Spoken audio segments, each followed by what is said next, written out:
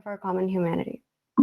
Rhodes Scholars are chosen not only for their outstanding scholarly achievements, but for their character, commitment to the common good, and for the potential for leadership in whichever domain their careers may lead. By explaining this parallel, we want to broaden your perspective and show you the possibilities are limitless. Thank you, Radha and Anata. So this discussion will be divided into sections about Beechwood, Harvard, and then Oxford. So we can begin with your time at Beechwood. What is your earliest or your fondest memory of BMS or BHS? Yeah, well, first off, thank you everybody for joining. I see so many teachers here. Thank you for coming. It's lovely to see you again. Miss Peoples, I see your beach background. Miss B, you're so excited. This is great. It's getting me very excited. And thank you to all the students that are here to listen, first of all. I was in your shoes once, and I actually remember it quite well. My first memory of BMS was probably having some variety of an orchestra concert there and like running away from the stage. But at BMS, I remember really, really well because it was really happy. I loved it there. I had amazing students, or amazing friends, and amazing teachers. And I think for me, I spent a lot of time socially all looking forward to lunch. And so my perhaps fondest memory is just kind of sitting in the lunchroom with my friends and kind of having teachers walk by and us, trying to pretend that we weren't talking about what we were talking about. Yeah, just the fun moments that you remember. Do you still connect with your friends that you had in school now? I do, actually. My closest friends were friends that I met in kindergarten, first grade, second grade, third grade, fourth grade, throughout Beechwood. Julia, Amanda, Dahlia, and we've stayed in touch ever since. So how have your experiences at Beechwood in your early years, your education impacted your later life and where you are now? Gosh, in so many ways. I remember our little walks to the park behind the library to go see different plants and birds. And I remember falling in love with nature in sixth grade. I remember the elephant foam experiment we did in science class in seventh grade, and everything was just got really big, and I started to fall in love with chemistry. I remember the readings I did. I still read the books that we read in seventh grade, eighth grade. I remember 12th Night and finding that hilarious and loving Shakespeare. And in many ways, the academic side of what I was learning, I've loved. But even beyond that, I think I was really hurt. I think I had teachers that asked me questions that wanted to explore my curiosities with me, and that stayed after school for time just to talk with us in academy, if they still have that, or if you still call it that. And I think that kind of set me on a path to continue asking questions and continue finding people that would listen to me the way that my teachers in BMS and BHS did.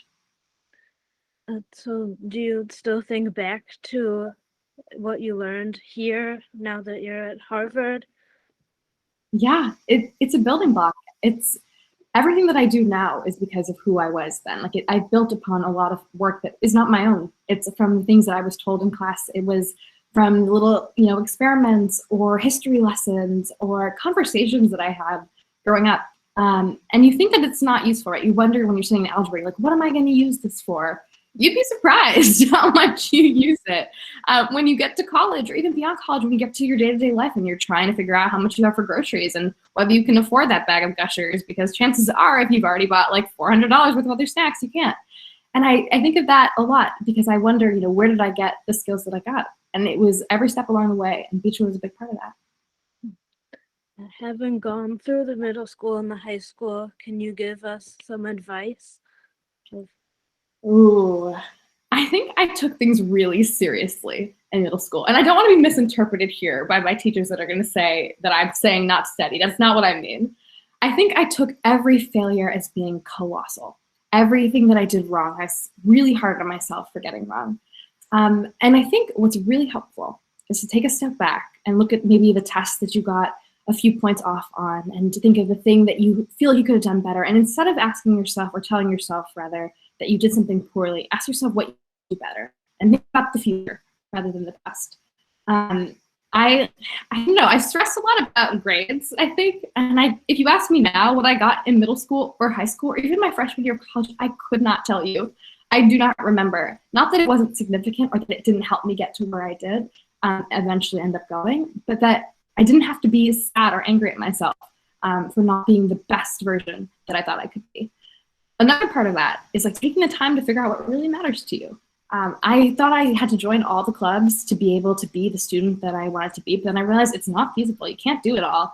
And that I shouldn't do it all because it's not all for me. I don't really want to be a writer. So why did I spend all of my time in Power of the Pen and not as much time as I wanted doing like the science that I wanted to do in middle school?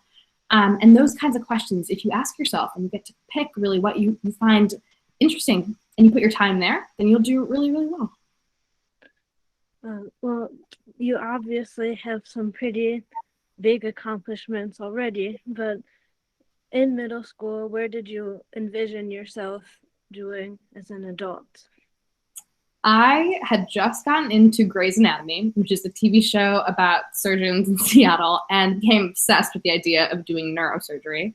So at that point, I was like 100% certain that I was going to be pre-med, which means when you get to college, you decide you're going to go on the medical school track.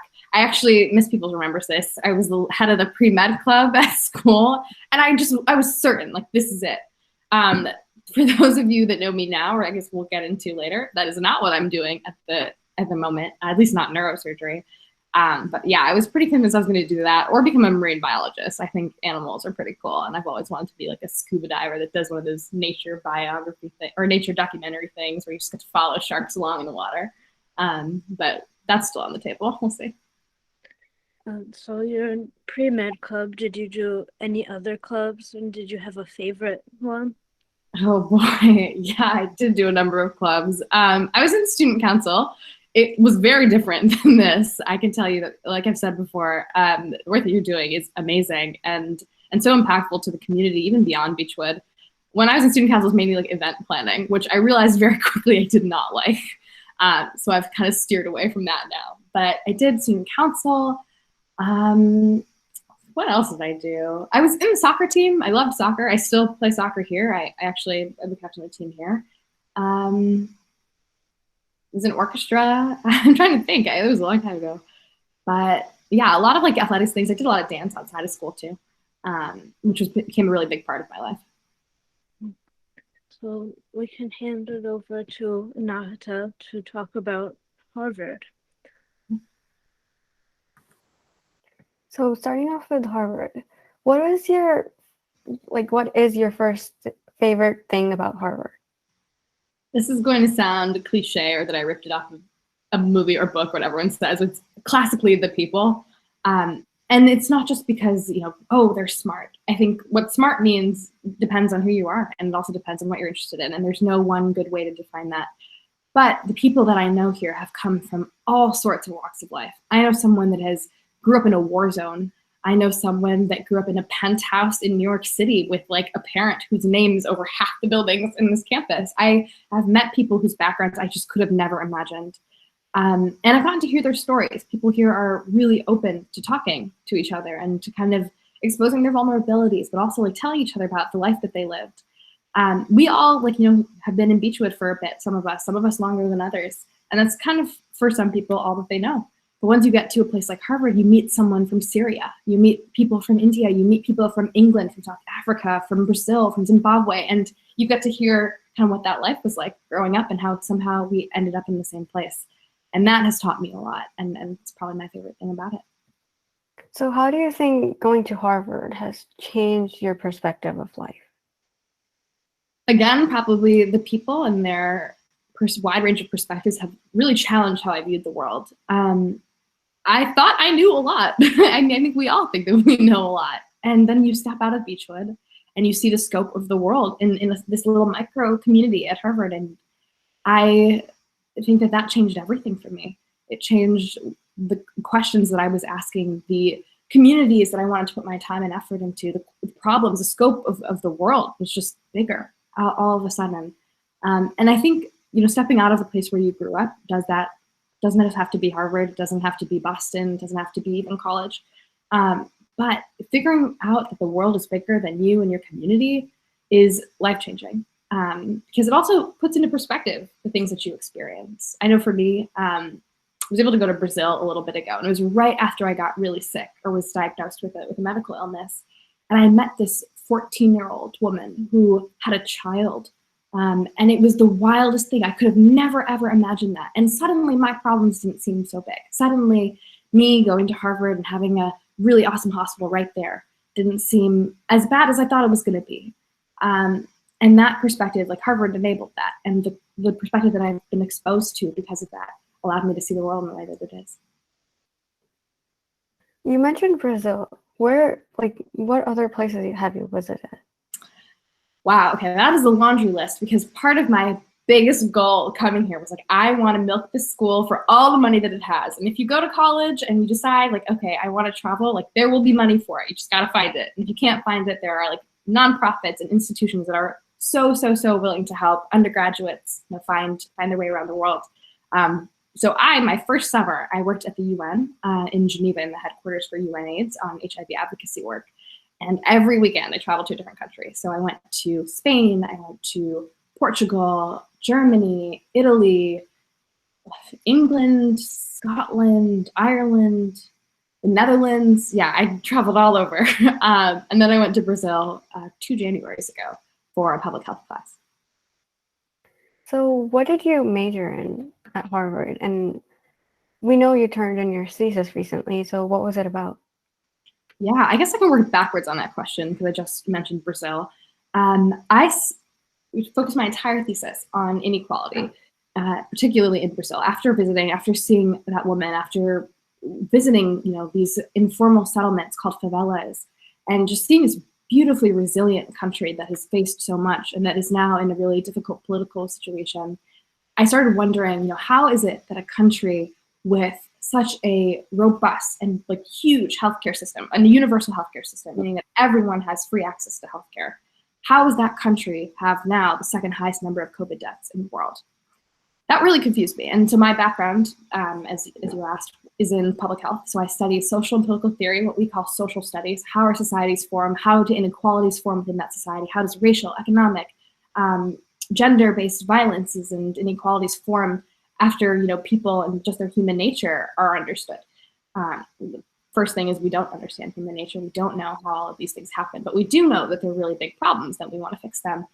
And seeing Brazil through the lens of public health, I was like, well, I want to know, how did it get here? How did Brazil end up failing so miserably if it has this universal healthcare system, if it's now this new democracy, if all these things happen? So part of my work, using both my background in social and political theory and my background in history, which is my double major, is in the history of science and public health, was to figure out, you know, where did they go wrong? And so part of my work has been, you know, understanding slavery, and how did systems of slavery create the current day racial inequalities that we have? How did the healthcare system not account for the fact that there were already these inequalities, and how did it overlook them? And in overlooking them, how did it perpetuate and worsen some of those problems? So that was kind of my entire thesis. 166 pages later, I basically came to the conclusion that, yeah, Brazil has a really terrible government right now that is not helping its COVID situation. But if that government were to be gone immediately, there would still be problems. There would still be problems that if we ignored them would persist over and over and over again, as they have for the last few centuries. That is like one half of my work, which is public health, all the history of public health, the history of science, and the social and political theories behind inequality in society and health disparity. The other half of my work relates to my minor, which is in chemistry. I've done a lot of chemistry work on actually a disease that I once had, particularly how can I think about drugs that might be able to solve that problem while not making people feel really nauseous, while not making them feel as though, you know, they can't get away from day to day.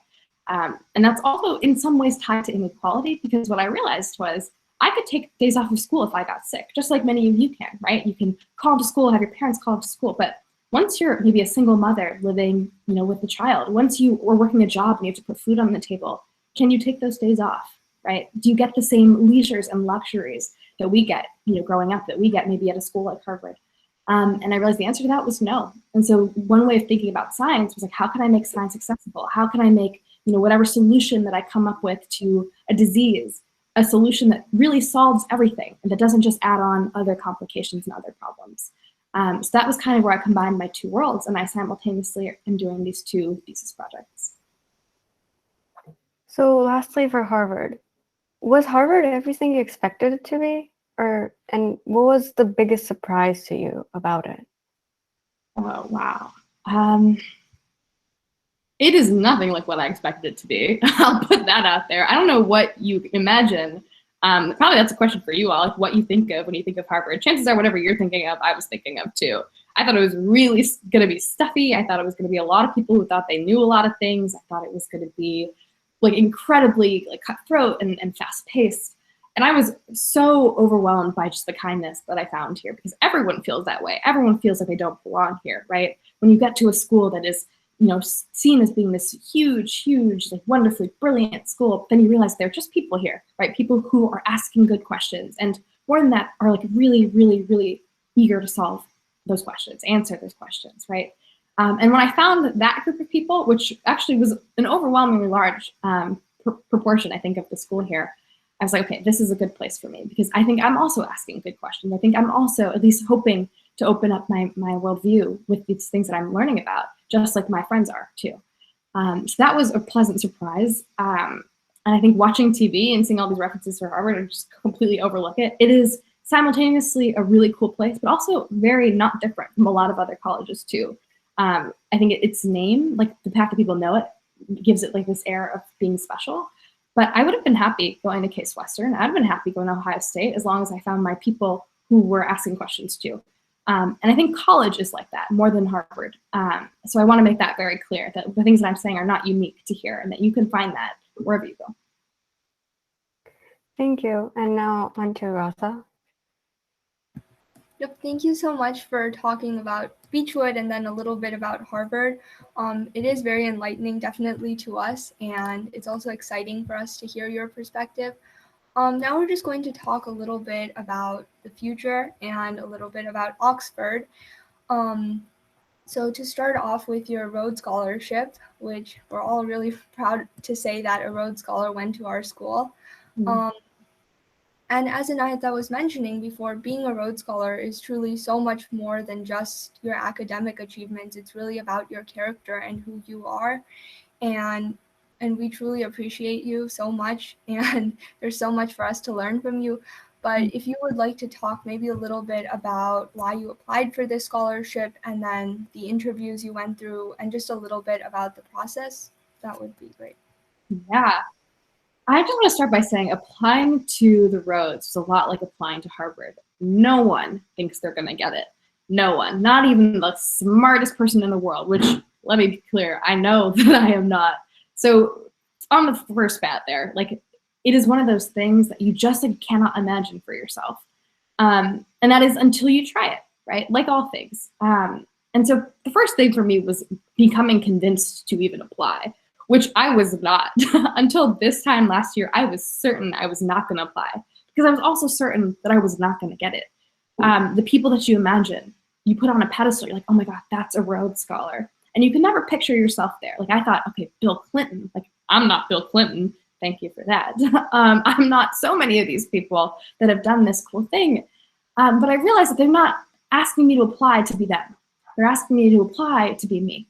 And oftentimes the people that try their hardest to be someone else end up not showing who they are, and end up not being able to make it as far as they would if they were just themselves. So when I did decide to apply, after a lot of convincing from some of my friends and family, I went at it with the approach that if I can put my best foot forward and not get it, then I'm not for them and they're not for me, and that is okay. So that was the first thing, was just like getting rid of this notion that I needed to win it and that it would tell me anything about myself.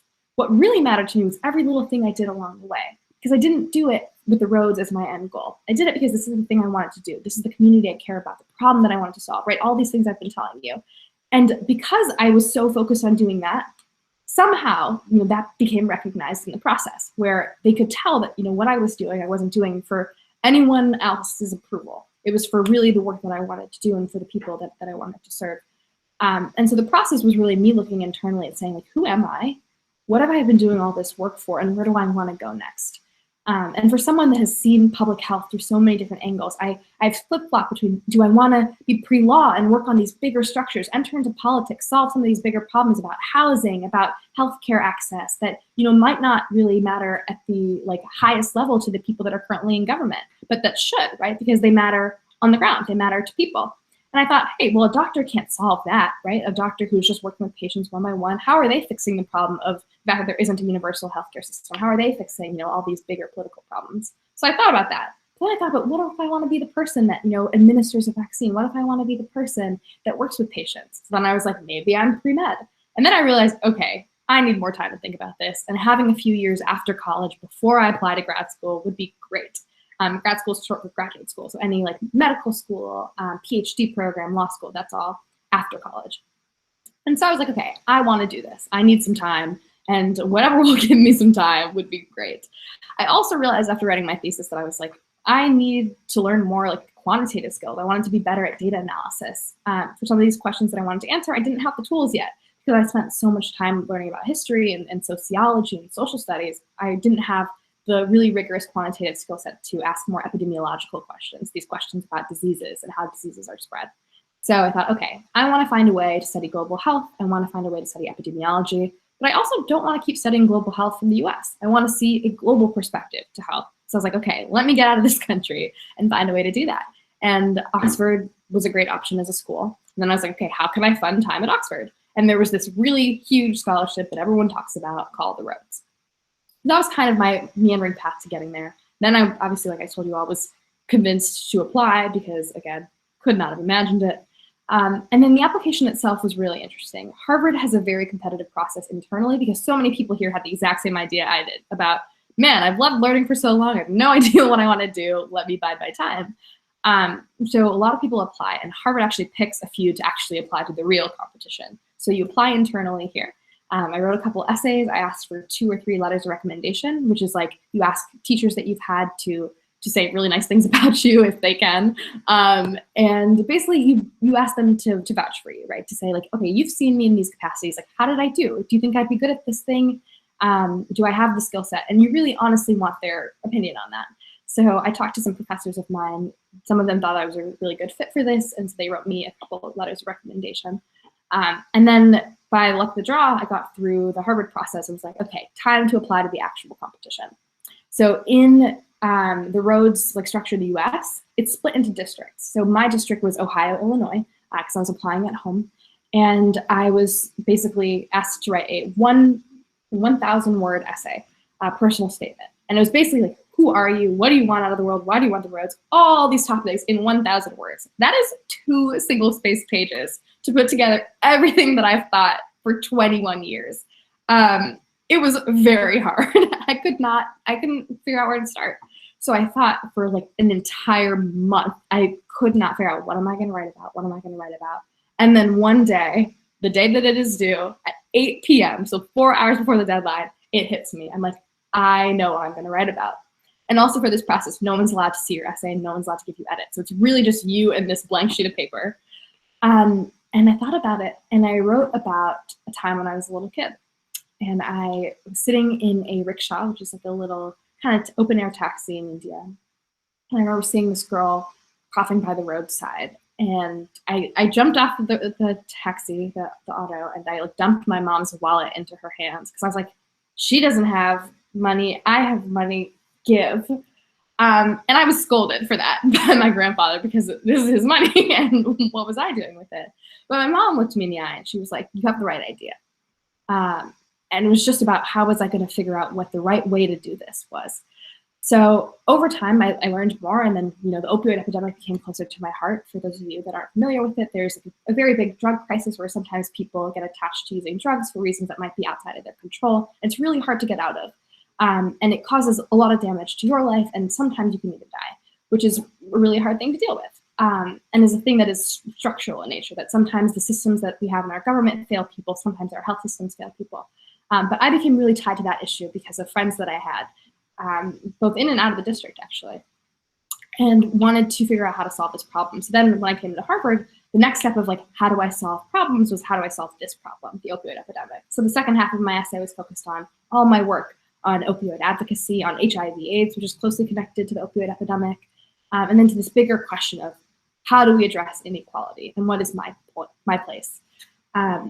And in that, I mentioned a quote from Frederick Douglass. For those of you that are familiar, he's an abolitionist and has written some of the most wonderful pieces of works that anyone I've ever read has written. And he says more, he says, what man can make, man can unmake. And that really hit me, because here are these big structures that I've thought about for years, structures of inequality, racism, all of that. And I didn't know where to start, right? No one ever knows where to start. But what he said, what man can make, these structures that man has created, these terrible, terrible structures, man can unmake. We can undo them. And that gave me all the motivation I needed to think that it was possible. And so I ended my essay saying, you know, I'm not worried that our problem is going to be what we can do, right? The question is not if the world will change. The question is how. And I talked about wanting to be a part of the how, wanting to be a part of the doers that can do something. And then I got to the final stage of that and was brought remotely to the final interview, which is typically held in like a mansion, and all the finalists get together in their districts. So they would have flown me to Chicago, and it would have been this like really hoity-toity cocktail party and gowns. And then the next night would have been like a large-scale interview, but instead I was in my sweatpants with my dress on the top half, my sweatpants in the bottom half, sitting on my bed with just the white background behind me. This is the only place that wasn't cluttered like this room is. And then for 20 minutes, they grilled me. They said, okay, so you said this in your essay about the opioid epidemic. How would you solve the opioid epidemic? They said, oh, so what do you think the relationship between science and medicine and art is? Then they asked me about who I think the next Secretary of State's gonna be. And I was like, and so me, as you can probably tell, just rattled, but that's also who I am. Like, I get really excited. I also talk a lot. It's not like my nervous energy is particularly inhibitory to me, but it's like, I love these topics. I'm totally happy to tell you why I think Susan Rice should have been the Secretary of State. Fun fact, they ended up choosing someone from my major, Anthony Blinken, to be Secretary of State. I've read his thesis. He graduated with the same degree that I did. But I just spent 20 minutes telling them why I care about what I care about. And I walked out of there being like, that was terrible. That was so bad. And I called my mom. I was like, Mom, I don't even know what I said. I can't even remember it. She's like, it's fine. Like, you made it this far. Like, don't worry about it. And then the next day, they put us all in a waiting room like this one with all the finalists in the region. And we sat there for 3 hours waiting for them to deliberate who they thought was going to win. And they called these other 2 kids back for additional interviews. And I was like, oh no, well, they didn't call me back, so that's it, I'm toast. And then at the end, they were like, thank you all for coming. You're all gonna do great things. And with that, here are the 2 winners. And I sat there and I was like, and then she's like, Swathi, are you okay? I was like, and I just froze. I didn't even have the words, because how did that happen? And I, to this day, I sometimes just sit and I'm like, this is a thing that is happening. And I think until you put me in Oxford and I'm like standing looking at where Harry Potter was filmed, I will not believe it, because it is just the hardest thing to wrap my head around. I also think that had it not happened, I would have also been fine. And that is the most important thing to me, is that, again, that I didn't need it. Nobody needs it to do the things that they're going to do. But with it, I think about all the more things that I could do, with all the additional wonderful things that I might have with this voice that I have, with these conversations that I can have with people like you all. And I think that maybe my impact isn't just going to be what I do, but hopefully what I can inspire other people to do. And that became, from then on, like what I hoped to use that platform for. And that was really inspiring. I loved hearing your story about your essay. That was really incredible. And as you said, it's so much more than just your academic achievements. It's really about reflecting on yourself, on your character, and asking the big questions that matter. And so I know you told us about your big moment once you found out that you were selected. Who was the first person you told after you found out? Yeah, I told my mom. I was like, Mom, if I text you, it's bad news. If I call you, it's good news. And so I called my mom, and she was with my dad. And I just screamed in the phone.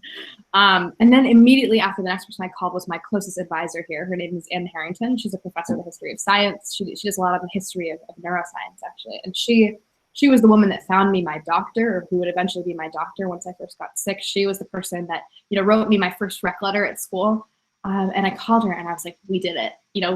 And I said this to so many people, because it is a we moment. This is everything from day one to whatever 365 times 25 is, or times 21 is, number of days that has all mattered and got me here.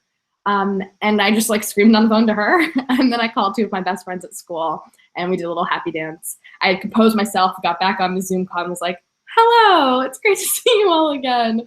Obviously, my mind was just running around. But those are the people that I told first. Yeah. So I know like we listening to your story, we often tend to just look at your destination and all of the accomplishments you've made. But we know it's so much more than that. It's really about the journey that's brought you to where you are. And so what do you think are like some of the moments that stand out in this journey, like throughout your your early education and then throughout Harvard? And what do those moments mean to you? Yeah, there are actually a couple really distinct ones that I can think about. The first one actually might have been in middle school. And this is not to say that all the other moments didn't matter too, because they very much did. But I did a science fair project because we were all required to do science fair projects in the 6th grade. I don't know if that's still a thing. But my project was I had really flat feet and my feet hurt all the time when I was running. And we couldn't afford the orthotics, like the things that you put in your shoe to like make your like feet have arches, because my feet were completely flat and that can like kind of mess with your bone structure a little bit. So I had like crafted out of foam a like orthotic, basically like this like shoe insert to put in my shoes. And so I called this project Fix a Flat Foot Fast. And it's the funniest thing because I'm actually currently in an anatomy class where we're learning about the feet. And what I was doing was just so scientifically not accurate. But the point was that I tried to solve this problem. And I actually made it to one of the science fairs. It wasn't the big one that everyone wanted to get to called NeoCef, but it was one of the smaller ones that they had a few extra spots for whoever was in like 3rd or 4th place in our school who could still go to a science fair. And I ended up getting $100 at the science fair for this project, which I was just stoked by because I'd never won a money award for anything before. And I was like, this is the first time I'm being compensated for what I'm doing. Like I can make money doing these things that are fun and I can like help myself. And then I realized even beyond that, I could help other people. So I was like, what if everybody else has flat feet? So I made my dad some of these foam inserts. I made like all the flat-footed people in my family these foam inserts. And then by the time I got to high school, when I like remembered some of these science fairs, I was like, okay, now I want to do a project that will get me to NeoCef. And I actually ended up going there with a different project related to Alzheimer's disease, also related to my interest in Grey's Anatomy, which separate topic. But that set me on a path to go to what was eventually the International Science Fair with a project that was obviously much more coherent and cohesive than the Fix a Flat Foot Fast project, but was definitely as a result of that project. So that was a big thing. Then getting to the International Science Fair in high school was a big thing. I actually remember meeting people there from Harvard. I was like, I've never met someone from Harvard before. I was a sophomore at the time. I was like, this is so cool. How did they do it? And I was like, well, if they're here and I'm here, then maybe I could do it too. And that's when I started to set the scope of what I could do to be larger than I ever thought. And that came from exposing myself to other people, to talking to them about what was possible and thinking that, hey, what's possible for them might be possible for me. And what's possible for me is certainly possible for all of you. And that set me on a completely different path. And even though I don't study what I'd studied for that science fair, again, it was the worldview that it gave me, the scope of what was possible that brought me here. Yeah. So now just to talk a little bit about Oxford, we were wondering like what are you envisioning for Oxford and what do you plan on studying there? Yeah, that last part is a little easier than the first few. I will be studying global health science and epidemiology. So like I said, I want to learn a little bit more of the quantitative side of public health. So this will be about how do disease spread? How can I understand how disease affects a group of people, a population, across different axes like race, class, gender? Do certain diseases impact certain people worse than others? If so, can I figure out why? Because I don't think it's some random biological difference, right? It must be, for some of these bigger problems that like, okay, what if someone doesn't have access to food? Or what does it mean to be Black in America? What are the likelihoods that you're exposed to like a problem that will impact your health, right? So that is like the bigger question that I'm hoping to answer. And some of the tools that I want to gain are quantitative through this epidemiology master's. I might turn it into a PhD if I like it enough. We'll see. Stay tuned on that one. And as for Oxford, I have very little to expect. I have no idea what Oxford is like. I have never stepped foot on campus. And just like Harvard, I realized like whatever it is I do expect will probably be completely wrong. So the best thing to do is to come in with no expectations other than the hope that, hey, like I will make good friends, people that have similar values to me. I'll also engage in conversations that are difficult with people whose values don't align with mine so I can learn more about them, so I can learn more about how to talk to them. And that's something that I'm looking forward to. I know Oxford has a lot of people that are not like me, and that will be good if I use that opportunity for what it is. Yeah, and all of the things you talked about today, they're so meaningful, and all the work you're doing, I mean, it's really incredible. And especially during these polarized times, trying to bridge these inequalities really does mean a lot. And as students, it's something that we look upon and something that hopefully we can also begin early on. So on that note, how do you think we as students can influence change to have more of an inclusive system? That is a great question. It is one of the most difficult questions. I think if we had an answer for it perfectly, so many problems would be solved. But I think you're on the right start. This is it, right? It is hearing people. It's listening to what's going on. And then it's taking the next step of saying, like, well, what do I want to see? How can I be a part of this? How can I take this next step? And so if anything that I've done sounds interesting to you and you want to learn more about it, ask me, right? Use the people that are around you, your teachers, your friends, the people that you might have met in a conversation, that person that your mom talked about who she heard on NPR, right? Like, these are the people that are doing things, but soon you're going to be them, right? You're already them in many ways. I think one of the biggest assumptions that we make is that, you know, students, middle schoolers, high schoolers aren't already huge change makers. And part of like how I got into science, right, was me thinking like, hey, Alzheimer's disease, this topic is really interesting to me. I'm not going to wait until I get a PhD to start studying. I want to study it now. And I emailed a whole bunch of people, and a whole bunch of people told me that I wasn't old enough to do it. And one person said that I was. One person gave me a spot in their lab, and that one person changed so much for me. So part of it is never being afraid of hearing no, because chances are if you keep asking, someone will say yes, right? But before you even ask that question, you have to figure out for yourself, like, what are the problems that are interesting to you? What are the topics that are interesting to you? What are the questions you want to ask? What's that class you're really excited to go for? Not just because you love the teacher, but because those are the things that you want to study, right? Start looking into those things and start figuring out who's doing the work in that you might be interested in. And chances are, again, if you can't find that person directly, you can find someone who knows that person. And that's where these conversations are helpful. So I guess if I had to summarize that up, like, this is the best start that you could have. This is more than I did for sure when I was in middle school. We didn't have these conversations. I definitely didn't think about my place in the world as early as you are. So you're off to a great start. Yeah, yes, thank you so much. Kind of running short on time, but we could hear you forever. It's a pleasure, and we have so many more questions, but just because of time, we're going to start wrapping it up now. So again, just on behalf of the Student Council, and our community, just thank you so much for this incredible opportunity. We loved hearing all of your insightful thoughts, your experiences, and your ideas. And so I don't know, okay, yeah, I think Mr. Holman is screen sharing. So yes, it is me screen sharing, so we're good. Yeah. So we would just like to share a blueprint, as you can see, of a project that we hope to execute in the near future. And we were inspired to create this because of your journey, because of your accomplishments. And as you can kind of see on the top is our Beechwood School's mission statement. And then kind of the question of what will be your legacy, asking our students where they want to be in the future. And on the left, there is a ladder of the Beechwood school system, going from Bryden to the high school, and all the different steps along the way to allow our students to eventually reach their careers, their destinations. And in the middle are like different career pathways and different things that our students might be interested in. And we like probably are going to plan on connecting those ideas with different pathways, different journeys. And this is just, I guess, another way to inspire and motivate our current students while also celebrating the accomplishments of graduates like you.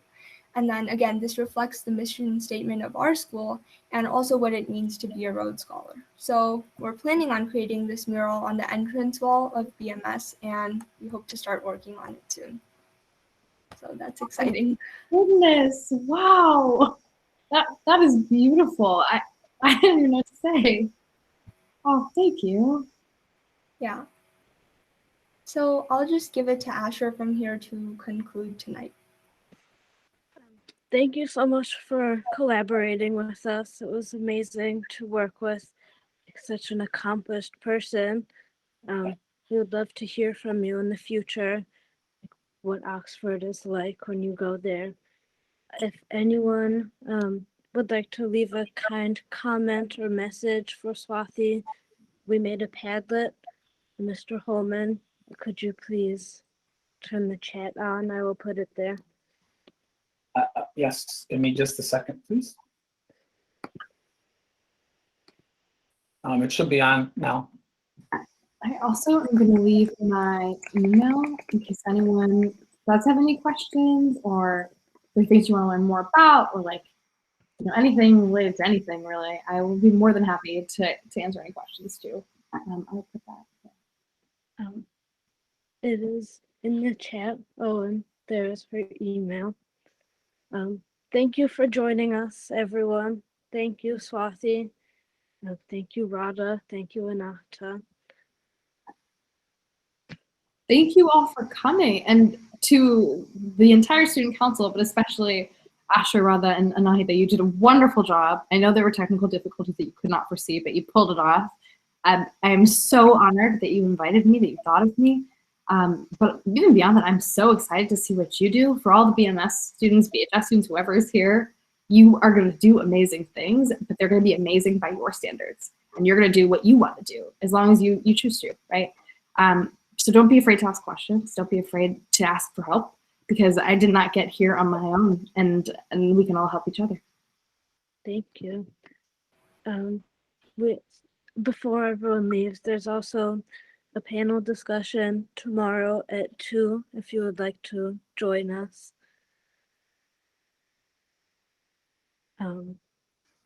Yeah, I stopped screen sharing. I apologize. Tomorrow we have 3 BMS grads. One is the owner of, CEO of Pierre's Ice Cream. We also have Rebecca Wilkoff, who is designing green technology. And then we also, third name, can somebody help me? I'm drawing a blank. I think Dr. Yushi Zhang, who's an Yushi, thank you. Who is doing work at Duke University for people living in poverty. So they will be here tomorrow to talk about the struggles that they went through. So students, hopefully you can join us tomorrow for that.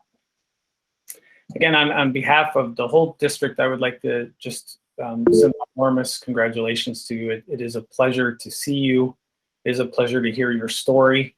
And it is inspiring for all of us to see you and to see the things you're going to achieve. So one last time, congratulations. And we're so proud of you as a community, as teachers, as parents, as students, that someone we know has achieved such a wonderful honor. So thank you so much for taking time out to join us, Swathi. Thank you. Couldn't have done it without you. Okay, that concludes today. If you do have any comments for Swathi that she will be able to read, you can do those on the Padlet. Hopefully that'll stay just within us, and we'll move on from there. Thank you for joining us, and have a great rest of your evening.